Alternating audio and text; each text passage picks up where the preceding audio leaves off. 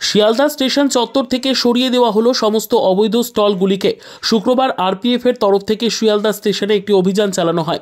সেই অভিযানে শিয়ালদা স্টেশনের সমস্ত অবৈধ আজ স্টলগুলি ছিল সেগুলো সরিয়ে দেওয়া হয়। রেল কর্তৃপক্ষের অভিযোগ, ইনস্টলগুলির জন্য প্রতিনিয়ত যাত্রীদের যাওয়া আসার সময় দুর্ঘটনার শিকার হতে হয়। স্টেশনের সামনে ভিড় জমে, ফলে যে কোনো সময় দুর্ঘটনা ঘটতে পারে। সেই কারণেই এই অবৈধ স্টলগুলিকে স্টেশন চত্বর থেকে সরিয়ে দেওয়ার প্রক্রিয়া শুরু হলো।